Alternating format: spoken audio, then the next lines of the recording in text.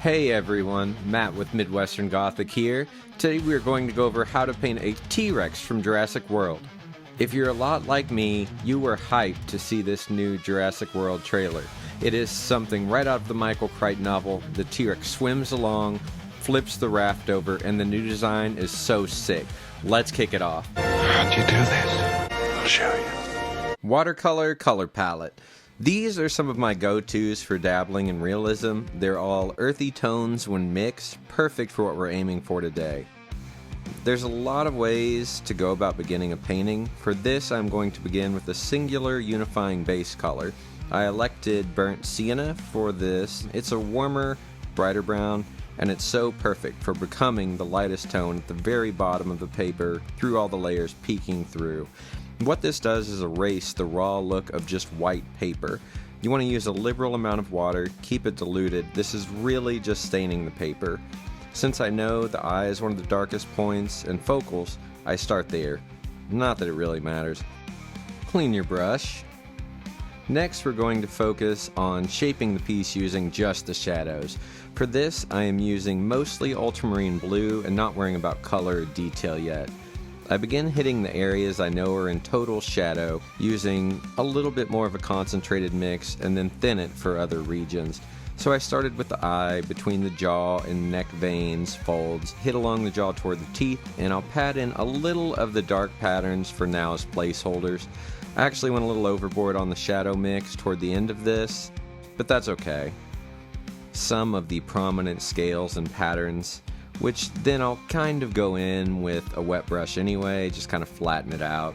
At this point, you really don't need to be this extra with your cool tone mapping. It's just to establish the form of whatever your subject is.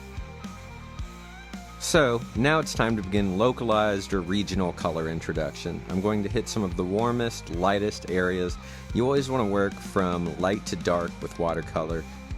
Now I'm going to use a little bit of the yellow ochre. I can see light tan spots on some of the head and a lot on the neck. This color is great for showing light, hitting, and also the coloration. You can always weather it down later through all the layers to where you don't see it. For the initial mouthwash colors, I'm using cadmium red and yellow ochre. I will add a bit of shape during this process, but mostly it's about establishing a base color across the image's entire different areas and tones. So the mouth region, almost all of it is red. The side of the tongue, it gets a bit more of a concentrated mix. Using some yellow ochre and ultramarine, I mix up a green and add just a bit of burnt sienna, which not only helps tie into the lightest color wash that's applied over the entire thing, but it helps give that kind of organic feel to it.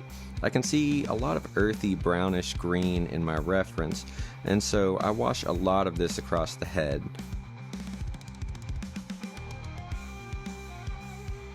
You can see I'm kind of texturing in a few darker spots now. That's somewhat optional. You could focus solely on the whole regions themselves. Next, I'm going to use some burnt umber and Payne's gray to reinforce some of the absolute darkest areas and to further shape the image. The eye socket and neck is again my beginning focal point. You can start to see the piece coming a little more alive at this stage.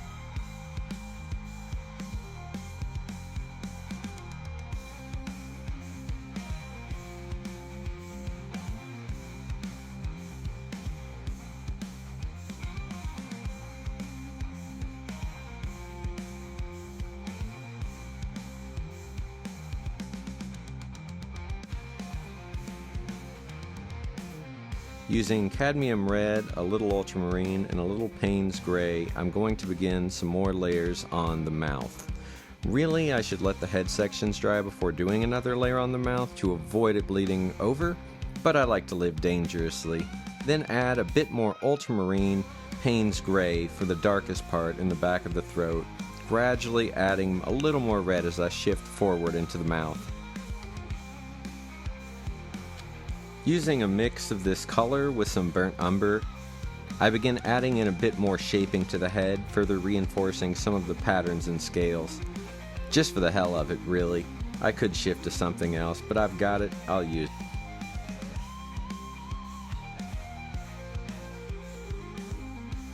Going back to ultramarine and some brown, tad bit of Payne's gray, I'm going to get a little more concentrated with my mixes now. Layers, layers, layers, layers.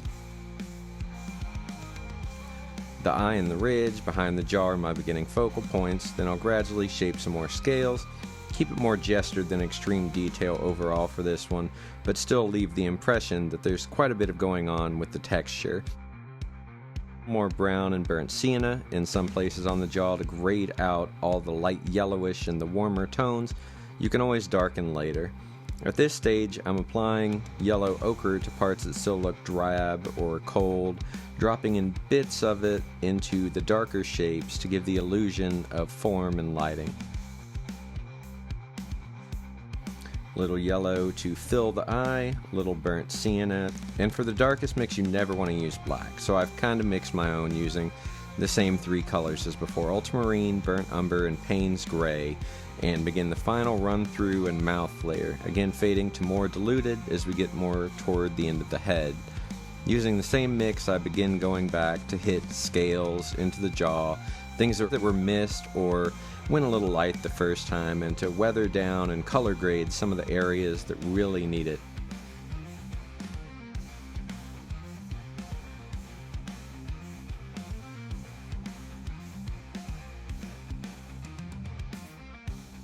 And the finished result. What do you all think? Was this helpful at all? Is my dad right and I should just do hard manual labor?